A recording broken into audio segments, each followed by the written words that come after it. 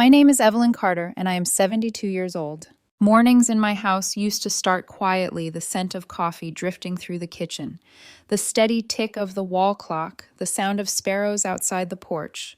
For years, that silence was my luxury, the reward for decades of night shifts and hard choices.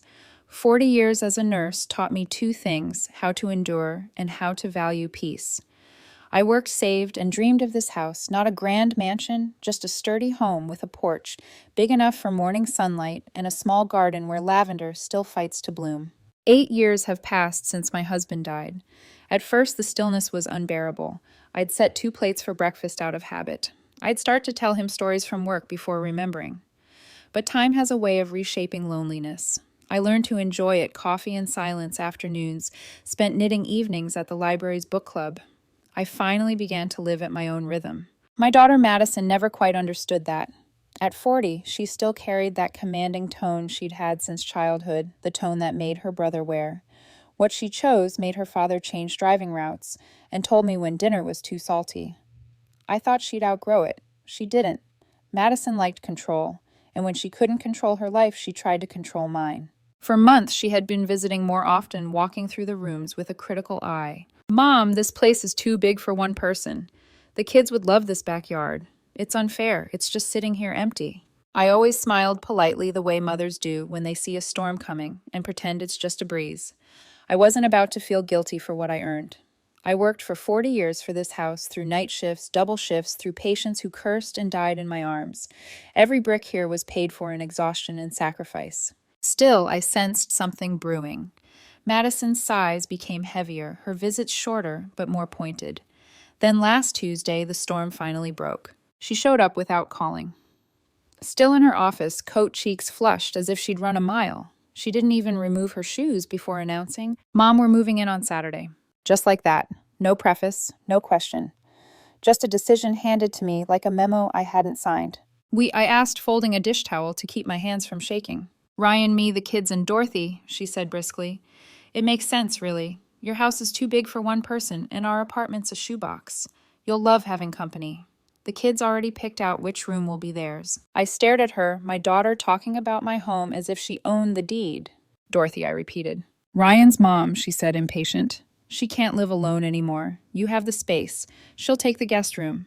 Ryan and I will take the living room. The kids can use your craft room. It's perfect." Perfect. That word again. I looked at Madison, her sharp chin, the same stubborn tilt she had at 16 when she insisted she was just borrowing my car keys. Only now she was borrowing my life. "And you decided this?" when I asked quietly. "It's already done, Mom," she said, crossing her arms. "The lease is ending. The truck's booked. Don't start acting difficult, okay? You're always saying you feel lonely." Her voice softened on that last word, a false gentleness that made my stomach twist. Lonely. She'd never once asked how I felt, but she'd built a whole argument on a feeling I'd never confessed. "Madison," I said, "I never said that." "Mom." She sighed like a parent correcting a stubborn child. "This is for the best. We'll all help each other out. You'll thank me later." I wanted to scream to tell her that my peace wasn't something to be helped out of, but instead I nodded, slowly. "Okay." Her eyebrows shot up. "Really? You're not upset?" "No," I lied, "if that's what you think is best." Her shoulders dropped in relief. She even smiled, that bright, self-satisfied smile she used to wear after getting her way. She hugged me, kissed my cheek, and said, "I'm so glad you understand, Mom. This will make things so much easier for everyone. Everyone except me." When the door closed, the silence returned. But it wasn't comforting this time. My hands trembled, the dish towel damp with sweat. Anger pulsed in my chest, not the kind that shouts, but the kind that sharpens into resolve. I sat at my kitchen table looking around the house I'd built, the one she thought she could simply occupy. She didn't ask because she didn't think she had to. And that's when I decided she would never move into this house, not even for a day. The next morning, my friend Karen came by for coffee. 68, sharp as a scalpel, always with her hair pinned, and her voice full of opinion. We met at the library book club years ago, and quickly discovered we shared the same hobby: complaining about our children. "You're kidding," Karen said, her coffee cup halfway to her lips. "I wish I was," I said. "So what are you going to do?" I smiled, a slow, deliberate smile. "I've already started." Karen's eyes widened. "Started what?" "A plan," I said. "A real one. Outside, the wind brushed the porch curtains. Inside, I felt something awaken, something I hadn't felt in years. Power. Madison thought I'd surrender my home out of love. She didn't know love could also mean saying no. The next morning, I woke before sunrise earlier than I had in months. The house was still dark, the air cool enough to make me reach for my cardigan. I made coffee and sat by the window, watching light spill across the garden. It looked peaceful, but my mind was already moving like clockwork. Madison thought she'd won. She thought my silence was submission. But I'd spent my entire life preparing for moments like this, when calm was my weapon and patience my disguise. At 9 sharp, the doorbell rang. Karen stood outside, lipstick bright as a warning flare. "You look like you didn't sleep," she said, walking in without waiting for an answer. "I didn't," I admitted, "but I think I've finally figured out what to do." We sat at the kitchen table. She looked at me expectantly. "I'm going to sell the house," I said, voice steady. Karen froze. "You're what?" "Sell it. Every wall, every floorboard. Madison can't move into a house that isn't mine anymore." For a moment, Karen just stared, the disbelief clear in her eyes. "You'd really do that after 40 years. "It's just a building," I said, though. My throat tightened at the lie. "What matters is peace, and I can buy peace elsewhere." She set her cup down. "You've thought about this, haven't you?" "For months," I said. "I knew she'd try something eventually, so I've been saving. Quietly." I opened the drawer beside me and pulled out a slim folder, a bank statement, handwritten notes, a list of transactions. Karen leaned closer, eyes widening at the numbers. "Where did all this come from?" she whispered. 5 years of pension money I didn't need for bills," I said. "And from selling my knitting projects online. Madison doesn't know about it." Karen let out a low whistle. "Evelyn, you sneaky genius. I learned a long time ago that it's better to be underestimated," I said, a small smile tugging at my lips. We spent an hour talking through the logistics. Karen promised to help however she could. She'd drive me to the bank to the realtor's office to look at new homes. She called it Operation Freedom. But that same afternoon, the peace cracked again. Around 4, the doorbell rang a second time. When I opened the door, Ryan stood there holding a box of cupcakes. Vanilla frosting, little colored sprinkles, the same kind he always brought when he wanted to smooth over Madison's temper. "Afternoon, Mrs. Carter," he said, his smile a little too polite. "Madison told me the good news." "Good news. About us moving in," he said cheerfully, walking right past me into the kitchen. He set the box on the counter, unwrapping it like an offering. "The kids are thrilled. They already picked out which side of your craft room will be theirs. Emma wants the side near the window, of course." I didn't say a word. He kept talking about how crowded their apartment was, how Dorothy needed company, how kind I was for opening my doors. Each sentence tightened a coil in my chest. Finally, I interrupted. "Ryan," I said softly, "did you ever ask me if you could move in?" He blinked. "Well, Madison said you agreed. She said you were excited about it. She said you've been lonely since Mr. Carter passed." That word again, lonely. I almost laughed. "Ryan," I said, "I'm not lonely. I'm busy. I have friends. I have hobbies. I don't need anyone moving into my house." He looked startled, as if no one had ever contradicted Madison before.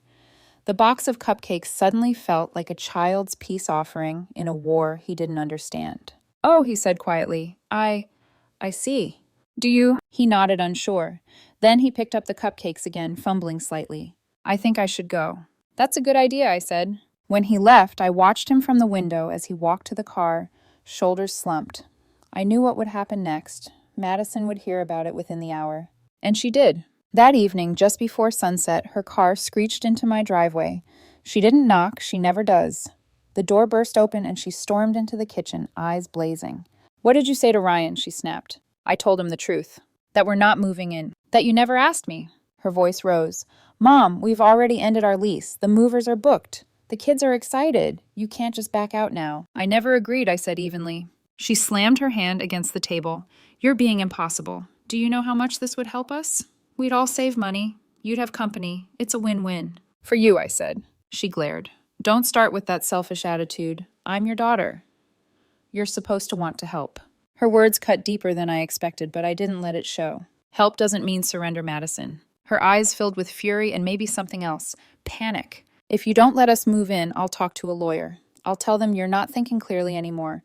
Maybe they'll see you're not fit to manage the house alone." The threat hung in the air like smoke. I looked at her, really looked at her. This wasn't the daughter who once cried because she broke my favorite vase. This was someone who believed entitlement was love. Leave, Madison, I said quietly, before you say something you can't take back. She turned on her heel, muttering, "You'll regret this." Then the door slammed so hard a picture fell off the wall. The silence that followed was deafening. Karen came over again the next morning. She found me sitting at the table with a cup of coffee gone cold. "She threatened you, didn't she?" "She did." Karen clenched her jaw. "Then it's time. No second guessing, no guilt. We go to the bank today." So we did. At the bank, I withdrew the money from my secret account, the one Madison didn't know existed. The teller asked twice if I was sure. I smiled. I've never been more sure of anything. By noon, we were at Michael Anderson's real estate office. He was in his 50s, courteous, and spoke with the calm confidence of someone used to handling other people's chaos. He already had buyers lined up, a young couple with a baby, eager to move in quickly. "They love the house," he said. "They're offering a fair price, and we can close this weekend if you're ready." "I'm ready," I said. As I signed the papers, my hand didn't shake, not once. Every letter of my name was a quiet act of rebellion. When I left the office, Karen clapped me on the shoulder. "You just did something extraordinary, Evelyn," she said. And for the first time in years, the air outside felt light again, like the beginning of something I hadn't dared to imagine freedom. Saturday came faster than I expected. The morning light felt wrong, too bright, too sharp, as if even the sun knew what was coming. I'd been up since 5, already packed boxes labeled neatly and stacked by the door. My house was sold. The papers were signed. The new keys to my next home sat safely in my purse. Every corner of this place smelled of coffee and closure. At 9:58 a.m., I heard it, the low rumble of a truck engine rolling up my driveway. Then laughter, children's voices, car doors slamming. I walked out to the porch and saw them, Madison, Ryan, their 2 kids, Dorothy, and a few cousins I hadn't seen in years, all smiling like it was a family holiday. Behind them, movers jumped out of a large truck labeled Swift Haul Logistics. Madison waved. "Mom, we're here. Oh, you're going to love this. Everything's organized." Her voice was light, confident, rehearsed. She really thought I'd surrendered. I stayed at the top of the porch steps, hands clasped in front of me. "Nobody's unloading anything I said." She froze. The movers hesitated mid-step. Ryan frowned. "Mom, what are you talking about?" Madison asked, laughing nervously. "Exactly what I said. Nobody is moving into this house. Not you, not the kids, not Dorothy. This house isn't mine anymore." Her smile cracked. "What do you mean, not yours?" "I sold it," I said simply. "Yesterday." The color drained from her face. Around us, the air went still. Even the kids stopped fidgeting. "You," she stammered. "You what?" "You sold the house. To who?" "To people who asked first," I replied. Ryan's mouth fell open. "Evelyn, you didn't tell us." "You didn't ask," I cut in. Madison's voice rose, trembling with fury. "You're insane. You can't just sell our home like that." "Our home," I said quietly. "You mean my home. And yes, I can." And I did. Her jaw clenched. She turned to the movers, shouting, "Start unloading." "Don't listen to her. She's confused." One of the movers, a tall man in a blue cap, looked between us uncertainly. "Ma'am," he asked, "are you the homeowner?" "Yes," I said firmly. He hesitated only a moment before saying, "Then I'm sorry, ma'am. We can't unload without your permission." Madison spun on him. "This is ridiculous. You can't take orders from—" But her voice cracked mid-sentence. Ryan tried to calm her, whispering something, but she pushed him away. The kids started crying. Dorothy stood by the car, confused, mumbling something about whose house this was supposed to be. And then, as if fate itself was watching out for me, Karen's car pulled into the driveway.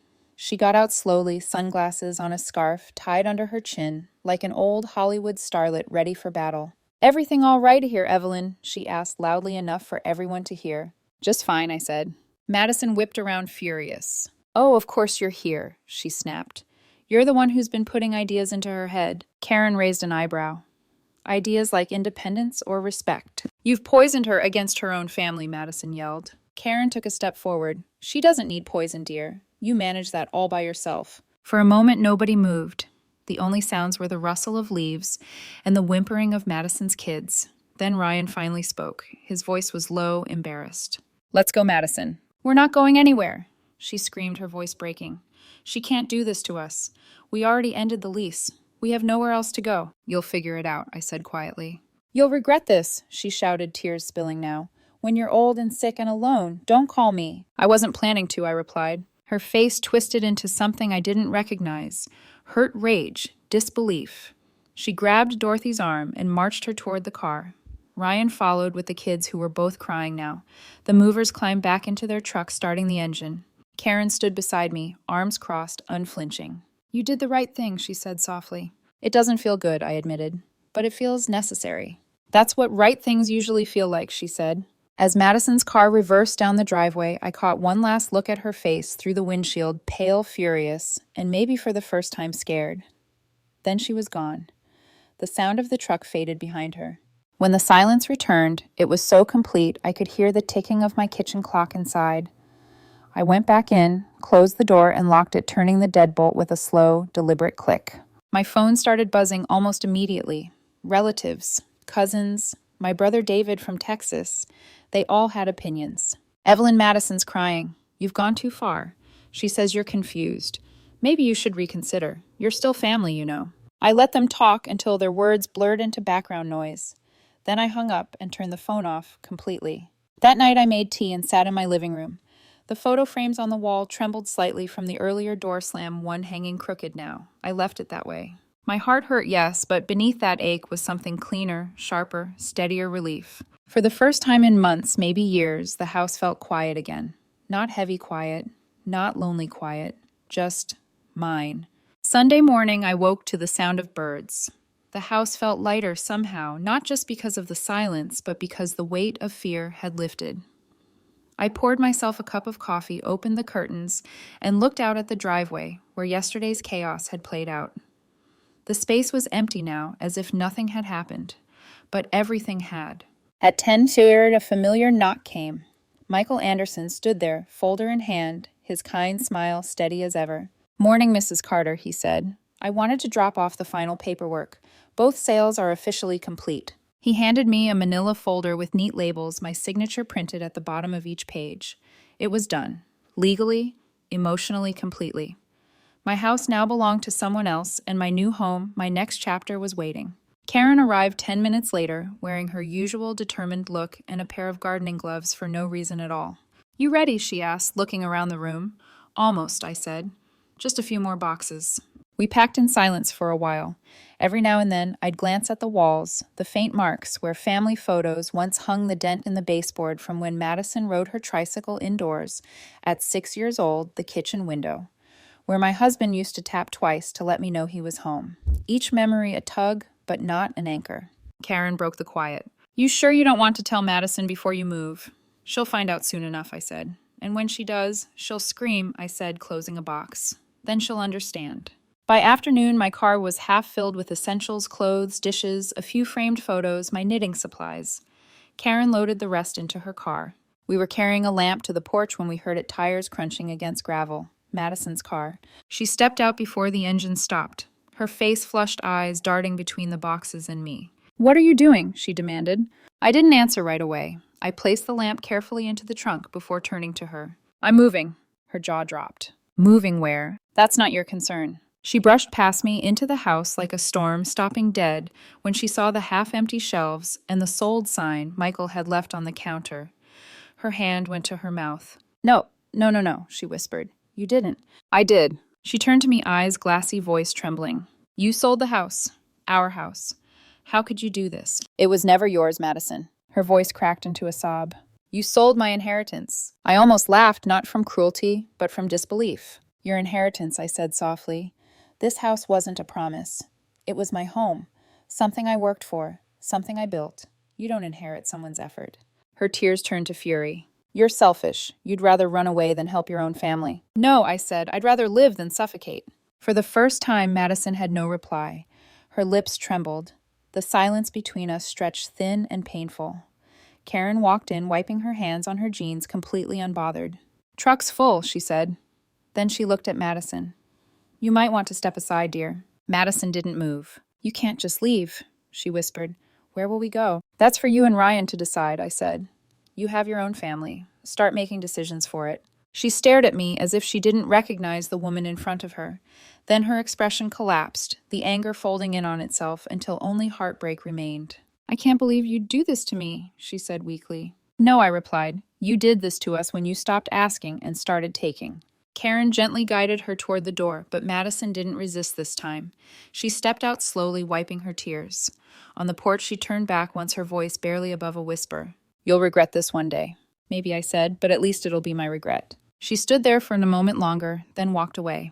By the time Karen and I finished loading the last box, the sun had begun to set. The light caught the porch railings, making them glow golden for one final moment before fading. I stood there breathing in the familiar scent of the garden one last time. "You okay?" Karen asked. "I will be," I said. We got into our cars and drove away one after another. In my rearview mirror, I saw Madison standing by her car, watching me go. She called my name, her voice breaking into the wind, but I didn't stop. The road curved, taking me toward the other side of town, toward a quiet neighborhood where no one knew me, where no one expected anything. When I pulled up to my new home, I just sat there for a while looking at it. Smaller, yes, but clean, bright, peaceful. A white fence 2 steps to the porch and a little garden patch already waiting for seeds. I unlocked the door, stepped inside, and exhaled. The air smelled new, like paint and possibility. I set one box down and whispered to myself, "Home." That night, for the first time in months, I slept without dreams. The first morning in my new home was oddly quiet.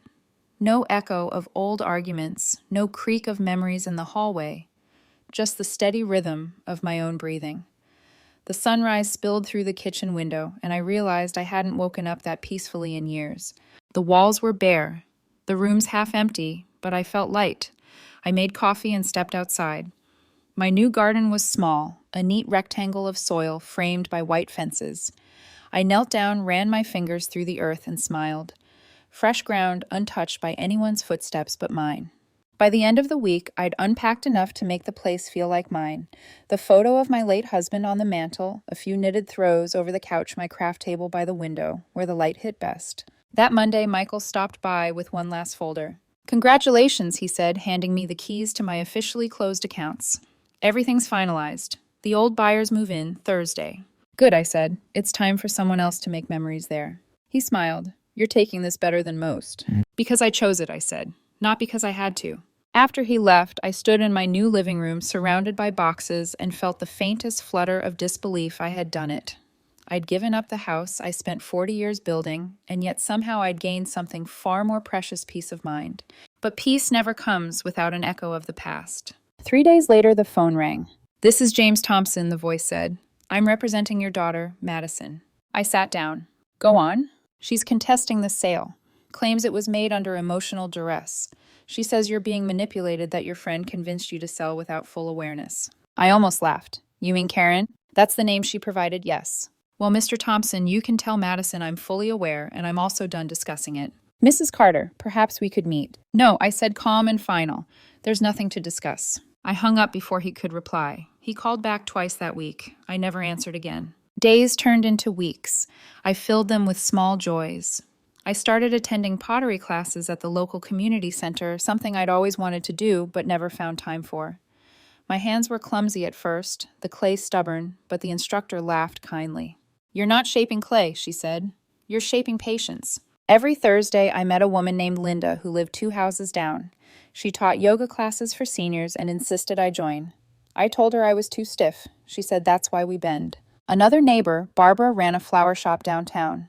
She had a laugh that could fill a room and invited me to help her with arrangements just for fun. 2 mornings a week, I found myself surrounded by roses and lilies, learning which flowers lasted longest and which wilted fastest. For the first time in decades, I did things just because I wanted to. The extra money from the sale meant freedom, real freedom. I didn't have to count every dollar or skip outings to save for emergencies. I went to lunch with friends without guilt. I bought better yarn for my knitting projects. I even started an Instagram account to share them.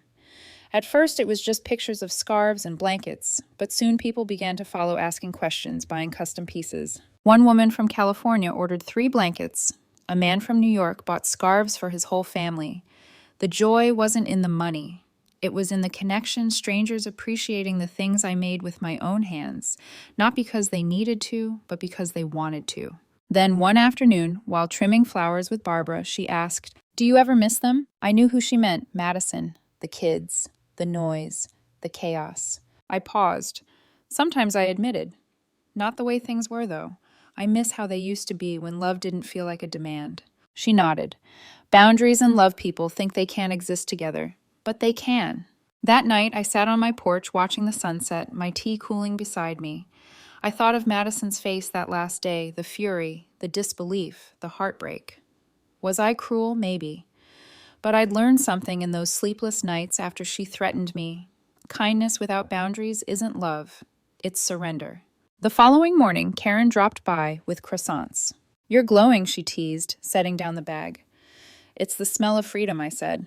You know, I saw Madison at the grocery store last night, she said carefully. She didn't see me. She looked tired. My heart gave a small involuntary ache. I'm not surprised, I said softly. Control takes energy. You're not going to reach out, are you? Not yet. She knows where I am. Karen nodded, approving. Then you keep living Evelyn. Let her see what peace looks like when it's earned. That night I wrote something in my journal. Sometimes losing family isn't the tragedy. It's the consequence. The tragedy is needing to lose them to find yourself. 3 months passed in quiet contentment. The house began to fill with warmth, laughter from new friends, the smell of bread from the oven, the hum of radio music while I worked on crafts. The garden I planted bloomed faster than I expected, tulips and tomatoes side by side.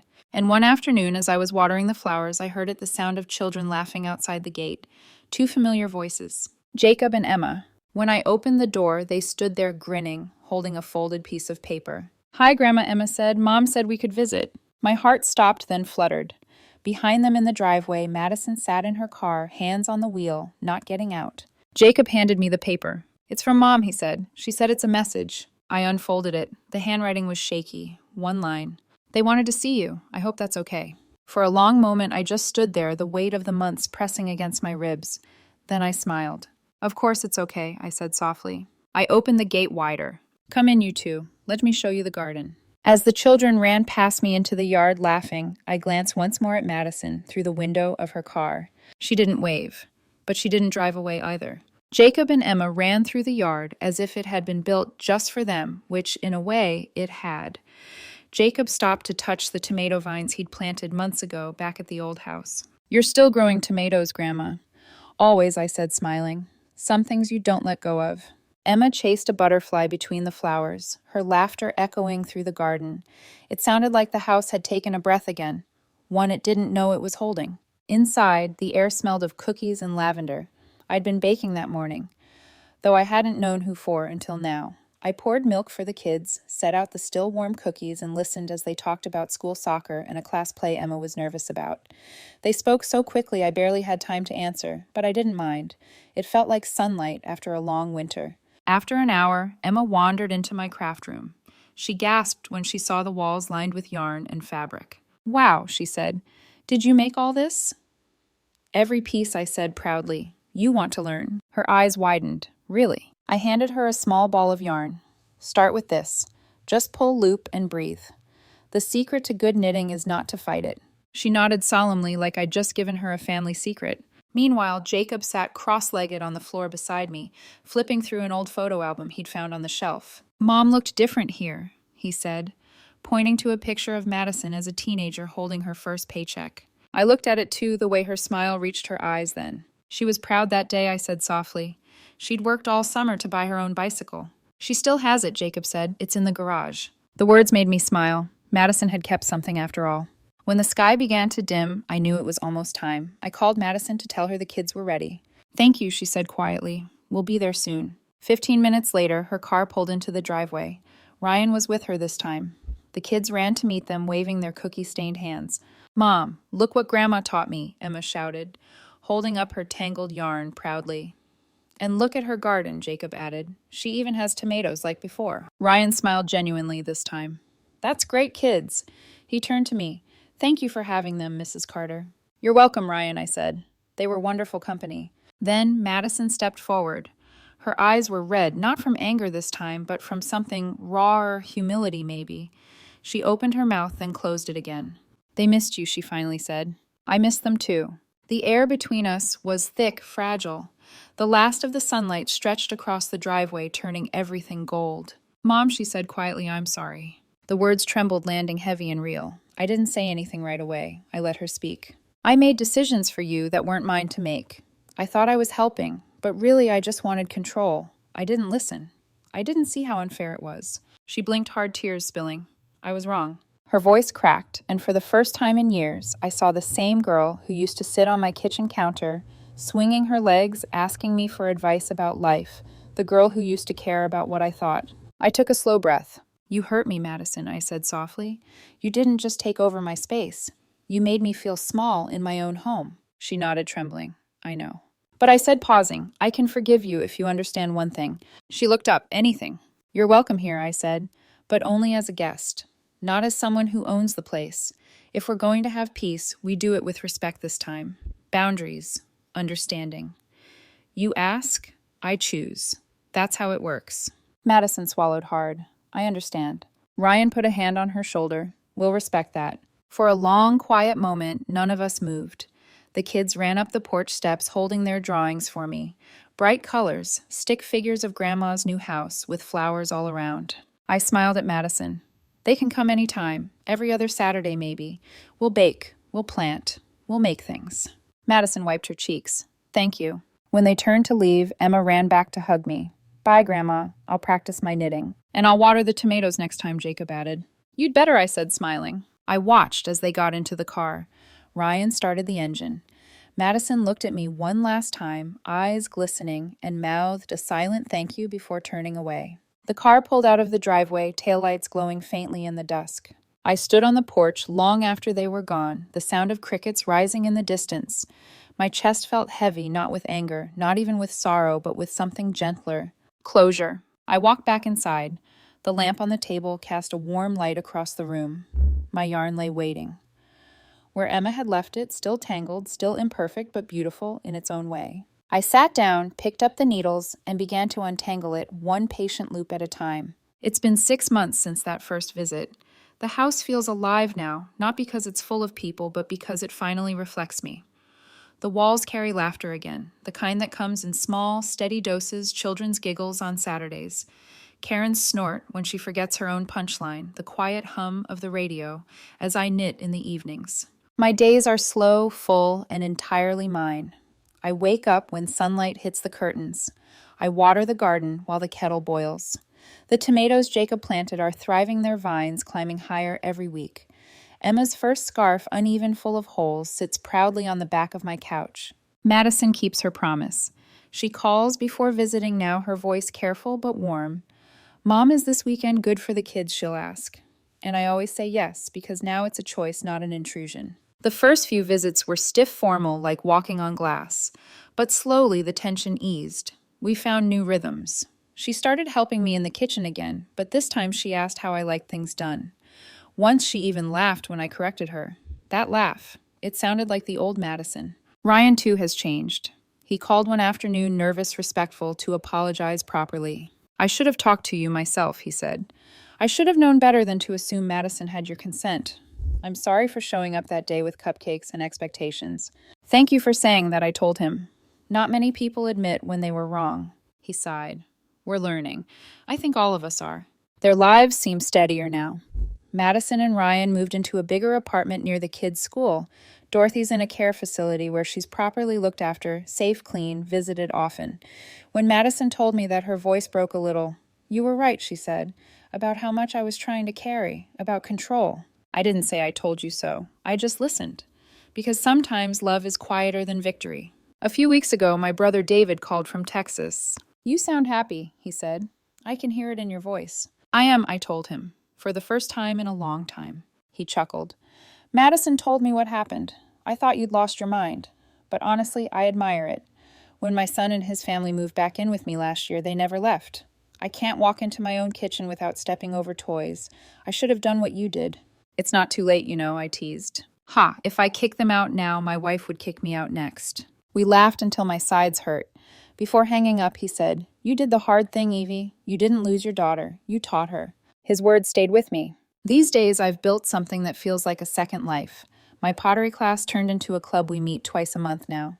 Some pieces still collapse in the kiln, but we laugh about it. Others turn out beautiful. I give them as gifts mugs for Karen, a vase for Barbara's shop, a bowl Madison said she wanted for her kitchen. My little knitting account online has grown to thousands of followers. People from all over the country order scarves, blankets, even custom pieces.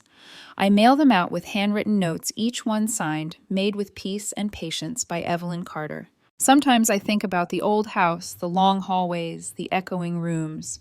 I don't miss it. It served its purpose. It was the stage where I learned that independence isn't about living alone, it's about living on your own terms. One afternoon, as the sun dipped low, Karen came by with her usual dramatic entrance sunglasses, coffee, and gossip. "You know," she said, plopping onto my porch chair, "I'm proud of you. You did what most people our age are too scared to do. You said no, and meant it." "It only took me 72 years, I laughed. "Better late than never." We sat there in comfortable silence, watching the light fade across the garden. My flowers glowed gold in the dusk, and I realized how much they'd grown roots deep, blooms steady, like me. That evening, I wrote in my journal again, the same one I started the night I decided to sell my house. 6 months ago, I thought peace was the absence of noise. But real peace is the presence of choice. I didn't lose my family, I redefined it. I didn't lose love, I just demanded it come with respect. I closed the book, walked out to the porch, and let the night air wrap around me. The stars were faint but kind, blinking softly above the quiet street. Somewhere down the road, I heard laughter from my neighbors, young voices, new beginnings. I smiled. "I'm 72, I whispered to myself, and I'm finally living like I wanted all along." I looked back through the open door at my home, small, bright, imperfect, full of warmth, every piece of it chosen, every inch of it mine. I thought of Madison and the kids, of the laughter that would come again next Saturday, of the life that kept unfolding not by chance, but by design. And for the first time, I didn't feel old. I felt free.